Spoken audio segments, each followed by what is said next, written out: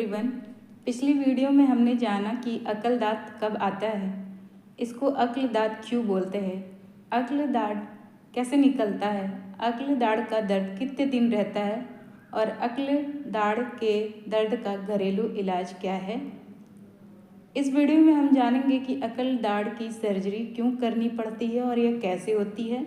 अक्ल दाढ़ निकालने के बाद हमें क्या खाना चाहिए, अक्ल दाढ़ निकालने के फ़ायदे और नुकसान क्या हैं, अक्ल दाढ़ निकालने के बाद हमें कितने दिन तक दर्द रहता है। तो चलिए शुरू करते हैं। उससे पहले गाइस, अगर आप इस चैनल में नए हैं तो चैनल को लाइक करके सब्सक्राइब ज़रूर कर दें। कमेंट सेक्शन में कमेंट करके ज़रूर बताएं कि आपको ये वीडियो कैसे लगा। अब आइए शुरू करते हैं कि अक्ल दाढ़ की सर्जरी क्यों करनी पड़ती है और यह कैसे होती है।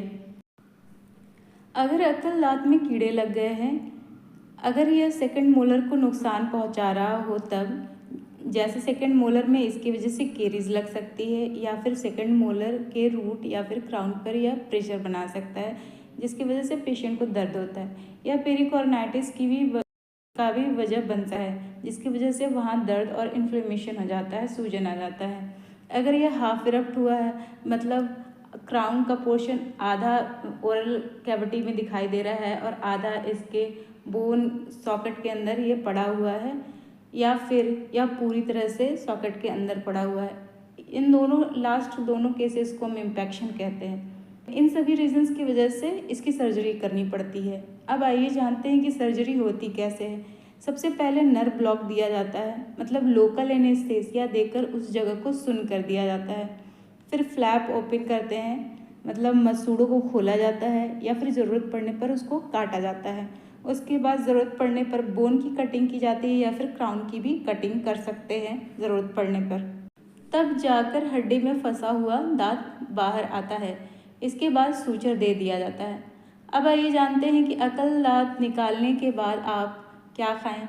अक्ल दाँत निकालने के बाद ठंडा नरम मुलायम खाना ही खाएं, जैसे मसले हुए केले, आइसक्रीम, पनीर, दलिया, खिचड़ी, दूध के साथ ब्रेड ले सकते हैं, गीले चावल खा सकते हैं।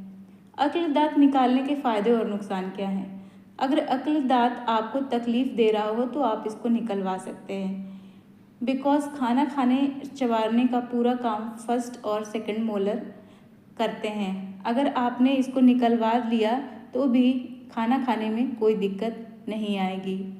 अब आइए जानते हैं कि लोअर मैंडिबुलर थर्ड मोलर को निकालने के नुकसान क्या हो सकते हैं।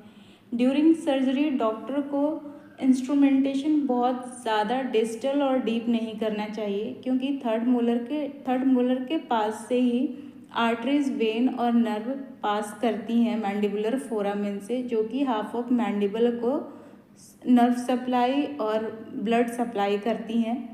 अगर उसकी इंजरी हुई तो लोअर लिप पैरेस्थेसिया हो सकता है।